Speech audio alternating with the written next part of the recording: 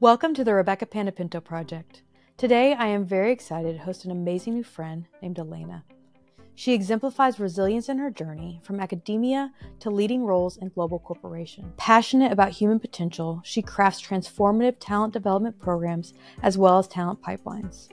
With her unique blend of empowerment and empathy, Elena drives growth within individuals and organizations across the competitive business landscape. In her high-impact role at a top-tier tech consulting firm, Elena brings belief in the untapped capabilities of the human mind, integrating neuroscience to maximize effectiveness. She's also a sought-after speaker, delivering messages that resonate with audiences from New York to Dubai. An entrepreneur at heart, Elena co-founded Bloom Youth and launched Blesser. Both are technology solutions aimed at enhancing skills and well-being. She's the author of 2 books, Shift and the Rough Guide to Awesome Leadership, and she also hosts 2 podcasts, Shift and the Confessions of a Career Coach. Beyond her professional life, Elena dedicates time to mentoring young professionals and assists military veterans in transitioning to corporate roles. As you can see, Elena is an absolutely incredible individual, and I was honored recently to go on her podcast.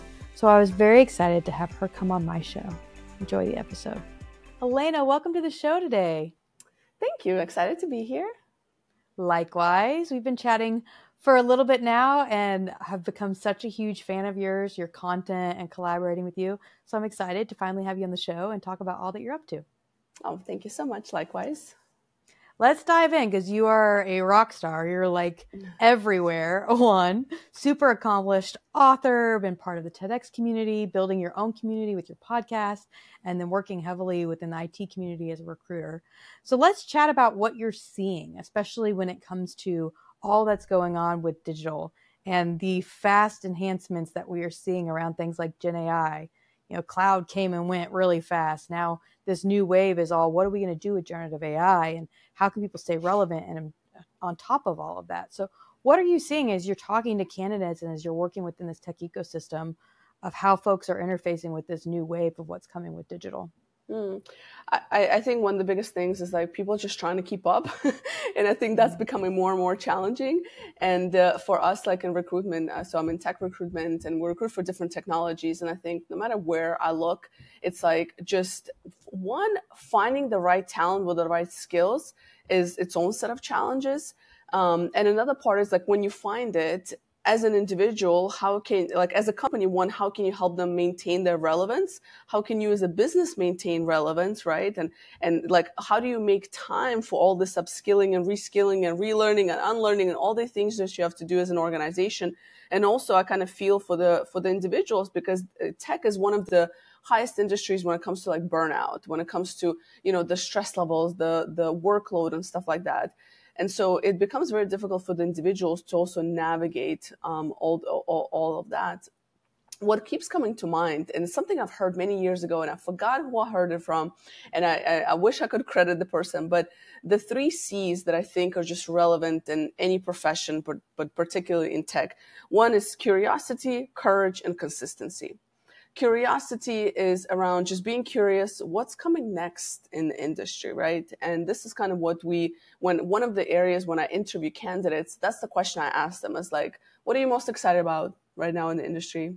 How are you keeping up with all these different technologies, depending on whichever technology I'm interviewing them on, just to identify like where they are on that curiosity, lever, so to say. So curiosity is number 1. Courage to try new things because, you start off sucking at just about everything, right? So you got to start somewhere. And even if you've been a great developer in particular technology, like using Appian, low code, no code, Python, if you just switch into AI, ML, and those sort of things, like there may be some similarities, but a lot of times it takes courage to try something new and you're probably not going to be great at it. And I think specifically with analytical people, they're such perfectionists in many ways that it's almost like it's scary to be that courageous and try all these different things. And final thing is consistencies. How can you create these spaces in your day, in your work, whether your company gives it to them or not, right? How can you create this space to continue to learn and stay consistent? Because I think that's how you kind of really maintain relevance, essentially. So I think the 3 C's is kind of what I see is beneficial and what I see successful candidates and companies practice.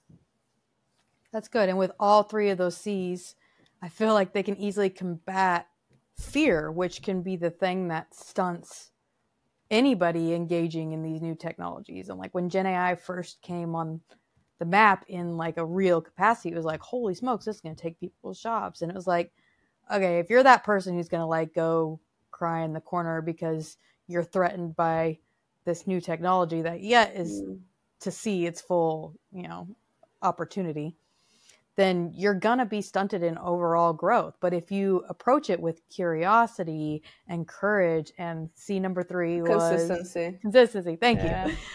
It's going to take you a lot further, and you're going to be somebody who can leverage that technology to advance your own career, advance your business, and not kind of pull back and almost like take your ball and go home in a fearful manner, but instead really push forward what the technology can offer. Yeah, I think it's just like, how can we as, people like incorporate this in our daily lives in general, regardless of the profession, but even in tech, right?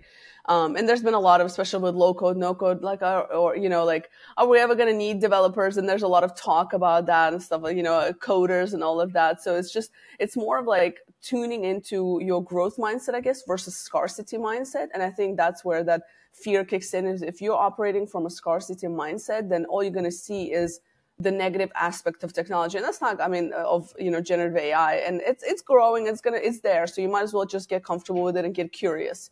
Right. So I think it's just like not operating out of that scarcity mindset, and instead like trying to figure out like, how can I utilize this to my advantage? And there's a lot of ways to do that. Oh, absolutely. As we see this transition though, what do you think the shift is going to be when it comes to soft skills versus like when you're interviewing a candidate, it being purely tech driven and testing their capacity to solve technology problems?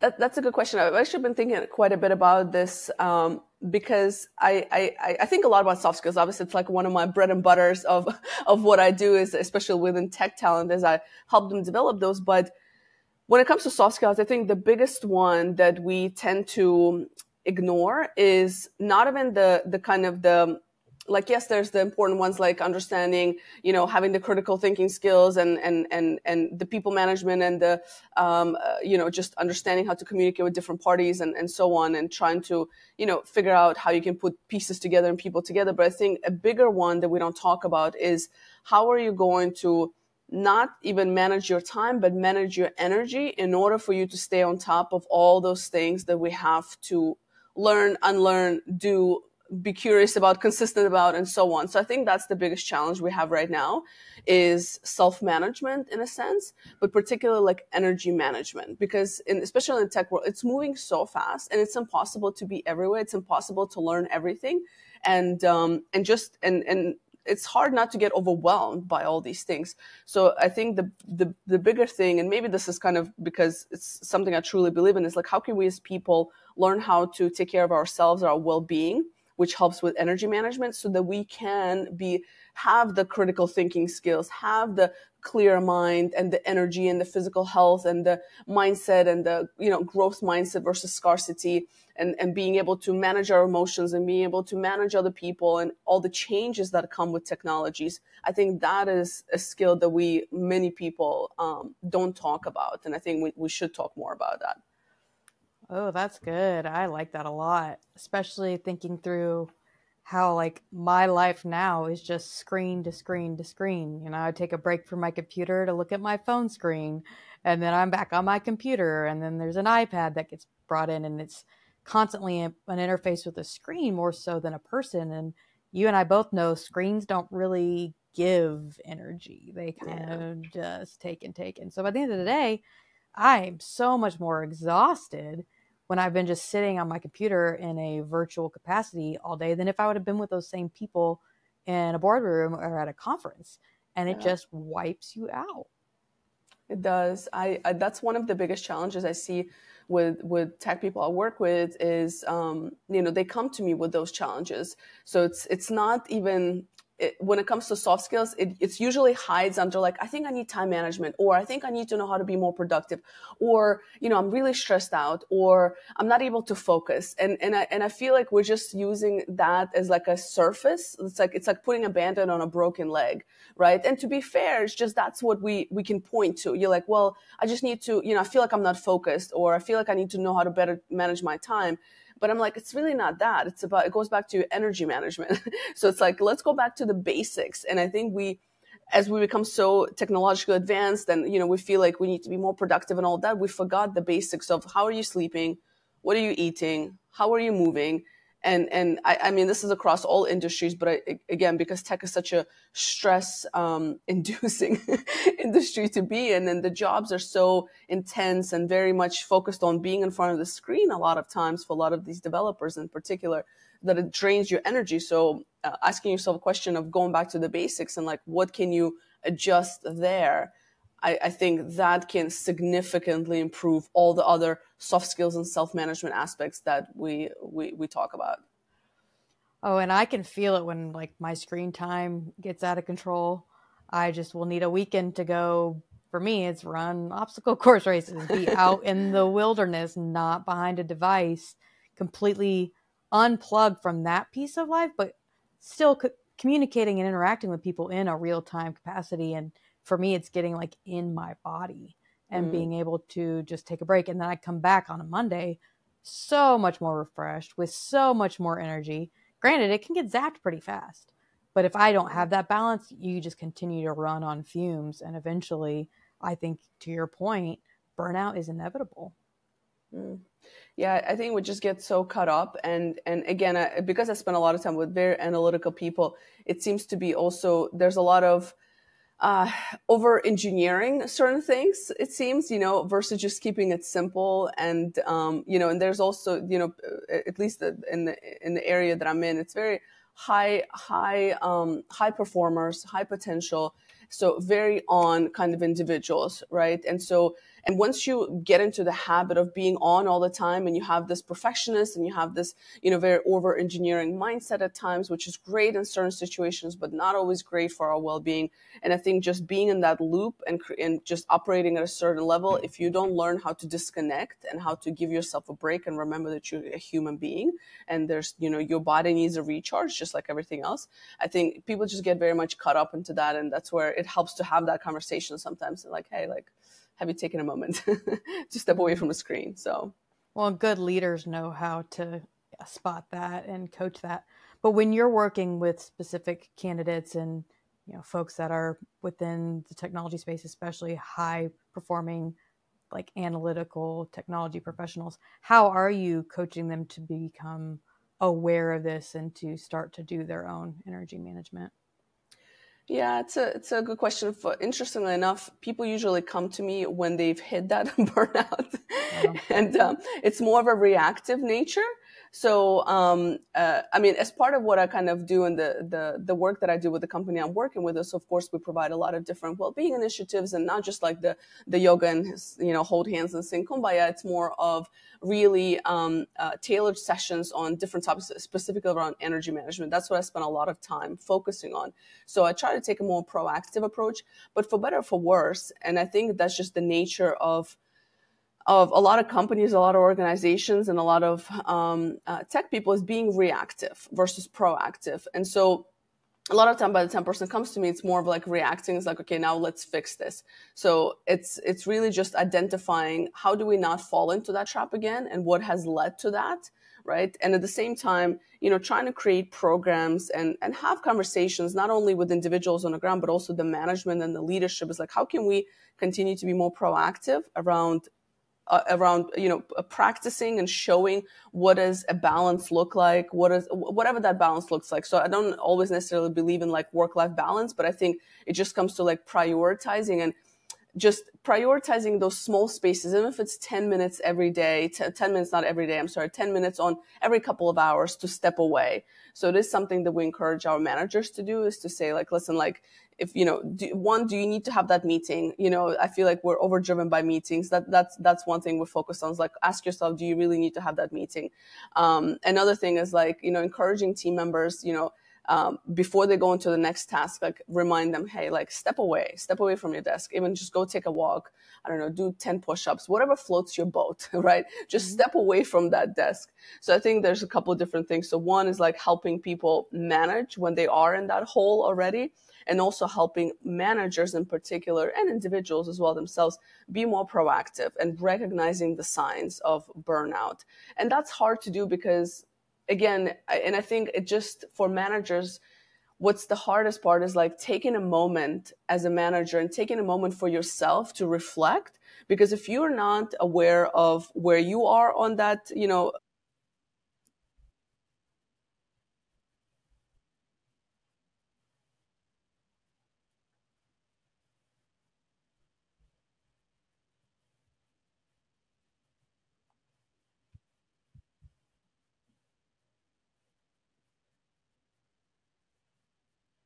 flags of potential burnout in their team members, but without the manager having that self-awareness, it's very difficult to work with an individual.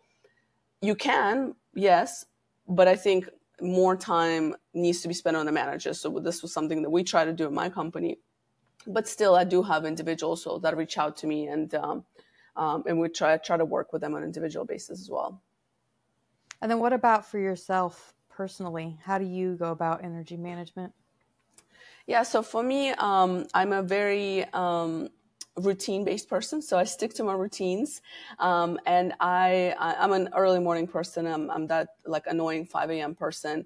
I have a lot of different things that I do in practice to keep myself at a high operating level. So part of it is getting my sunshine in the morning, getting my exercise in the morning as well, morning or evening, depending on kind of the time, but just getting moving. So even if I don't get a hard workout in the morning, I definitely do something in the evening. But getting out there for a walk, even if it's freezing, or if I go on a treadmill, getting my body moving in the morning is essential.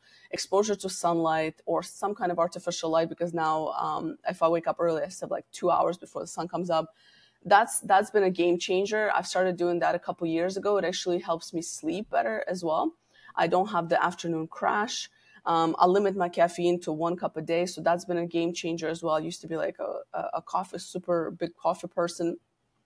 I have a standing desk, which I very much love. I am alternating continuously between standing and sitting. So that's been a game changer as well, at least in the last couple of years. I'm really big into stretching as well. That's been a game changer as well. I think we forget how much our bodies, we're always like this. So it's almost like we're sitting like this. So just taking a moment, just like stretching throughout the day, like deep stretches, is something that I've recently in the last couple of years, again, added to my routine. I've added a lot of things in the last couple of years to my routine through like educating myself a little bit more about what works for me. So I'm pretty hardcore when it comes to my well-being. I sleep really well. I prioritize sleep. It's probably one of the most important things that I do, if anything. And I mean, I maintain, I don't really drink alcohol. I don't, so that I do a lot of other things that are more like nutrition driven and more of just like, kind of holistic approach to what I eat and what I drink or don't drink, that I think add a lot to, do I have energy or do not have energy? So, again, it's something that works for me, but I think finding that formula, that cocktail that works for you, I think is the best strategy. So by no means is my way the best way, but it just works. And this is why we get along. I like it. It's constantly, trying a test, something new, pulling back the caffeine. I like the sunlight. I recently introduced that as well, especially for jet lag management. Yeah. And figuring out what's going to make you perform the best. And I've realized a lot of times too, I can change things and not pause enough to recognize the positive or negative impact of implementing this new thing. And then just like blow by and a few weeks later be like, well, that didn't really matter. I'm going to revert back to another situation. But it takes some conscious, paired activity with changing something to then also set intentionality and a pausing to say, well, is this really helping? And how do I feel today at 3 p.m. when I didn't have caffeine versus when I did? Yeah.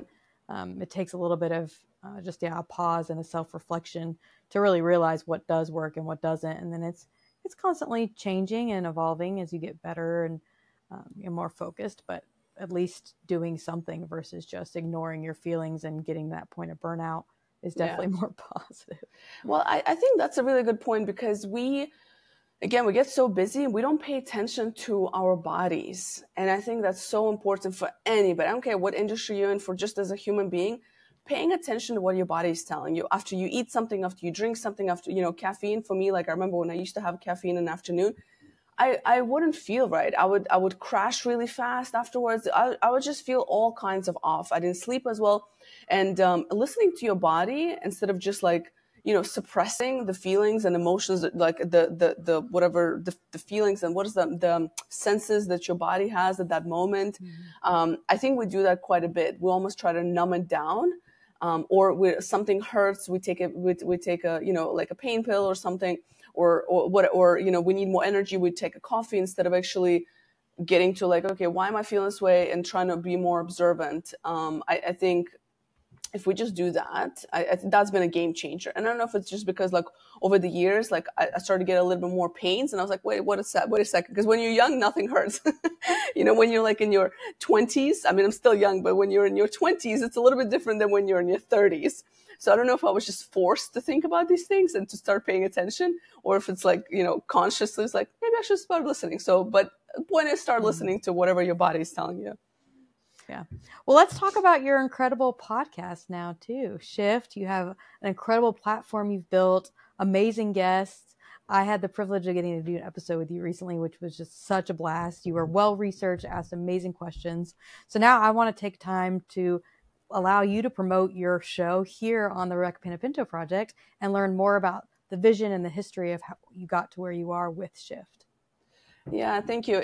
I always say it's such an honor and privilege to be able to do that podcast. When I started off, it's been 3 years now. I did not expect to honestly, like, to keep doing it. I was doing it as part of my business at the time. We were like, well, let's just create some content. And I was always talking to people. My business partner at the time was like, we should just start recording these conversations. I'm like, okay, let's do it. And then it just, transformed into something so interesting. And it's probably one of the best things I've done in my personal, professional life, I guess. So far, it's so rewarding. So Shift is around shifting your mindset, shifting your habits, shifting your routines. So it's really just helping people be like that 1% better each day, helping them progress. I cover topics around, I talk a lot about talent development because I love talent development. I talk a lot about performance. I talk a lot about entrepreneurship. I talk to other podcasters like yourself. And people that are just doing amazing things. And it's really just about showcasing that there's not one way to live a successful life, to live a happy life.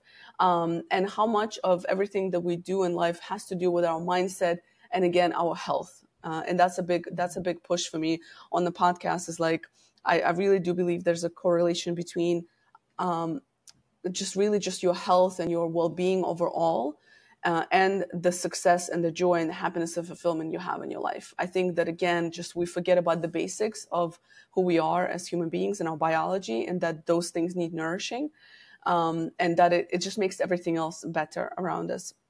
So that's kind of been the push for it. And I learned so much. I've grown with the podcast. I loved going back to my first episode, and the poor person that was my first guest, I'm always like, I'm so sorry you had to go through this, but I just see such a shift. And I tell everybody, like, everybody should have a podcast. If you want to just talk about something, even, just to learn, it's like a life hack for learning. It's like the master's PhD degree you can ask for. You just talk to so many different people that are so brilliant in their respective fields. And everybody has a story, and it's just been phenomenal. Honestly, it's like I said, I think it's one of the best things I've done professionally and personally, and I don't plan on stopping anytime soon. Yeah, well, it's quality content, quality guests. You're super consistent, have built such a cool, impactful brand via LinkedIn and all your other channels. Thank you. Again, like when I reached out, I was so excited. I was like, I think I found somebody who thinks like me and gets it, and a great collaborator and fellow woman in the technology community. So I'm excited to continue to see it grow, and your vision for all the other things that you want to impact as well. So what does that look like? What is the future of your own empire in the next maybe 12 to 24 months for what you're looking to do in the world? Creating content within like educating on different topics that I just feel really passionate about, like talent development. And the other one is young talent. So I'm really passionate about working with youth. And so that's the focus for the next 12 to kind of 24 months, is to grow the podcast, to potentially join a network, potentially turn it into some kind of more larger show. So, stay tuned, but that's kind of to have a larger reach via a network. And then at the same time to grow within the space of young talent. And it's a lot of nonprofit kind of volunteer work I do with youth. So those are the things I'm really excited about over 12, 24 months. And it's going to be kind of the prime focus, aside from, of course, my day job and other things that I do. These are the things that I'm really kind of pushing forward and prioritizing. Yeah, you have your nonprofit that you spend a lot of time on, Bloom Youth. Now with that, are you focused on specifically grooming folks to become technology professionals, or is it really about just your first job and how to accomplish being a productive contributor to the greater ecosystem once you're out of those college days? Yeah, so it's working with population 16 and up. So even kind of helping them navigate, like, do you need to go to a four-year institution? What does it look like for you, right?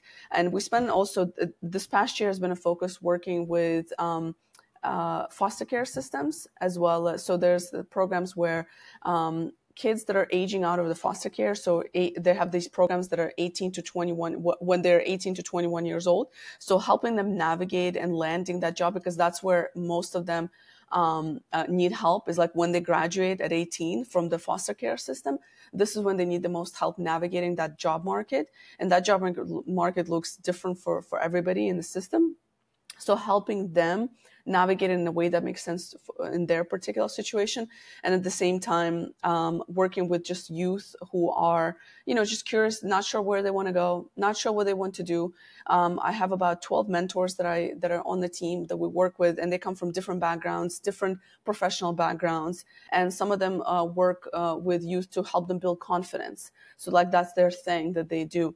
Some of them are in healthcare and they talk to them about the careers in healthcare. Some of them are around just career search and job search. Some of them are around personal branding. So many of them cover different topics, but also all of them are professionals in specific industries. So it's not only tech related, it's more of just helping young people navigate this, life post high school or life post university, or how do you best prepare, and closing that gap between university and the real world, so to say, the real world of work, the corporate, wherever they may go, and just kind of opening up different avenues. Because I think that at least, a lot of the youth that I speak with, they feel that there's only so many ways that so many pathways they can take. And so we try to kind of showcase like, hey, like there's so many different things you can do, and just kind of expanding their just opportunities that might be available to them, and also upskilling them when necessary. But again, particularly in soft skills, with a big focus, of course, on the physical health and overall well-being. I love that you work so hard. You're always looking to make an impact and investing in your own personal development so that you can be that much more valuable to others. It's just so inspiring and awesome. So I just now want to wrap with one final question around principles that have helped you get to this point of your life. And I'm curious, what has been the core principle to help you be successful in business? I would say probably two things that come to mind.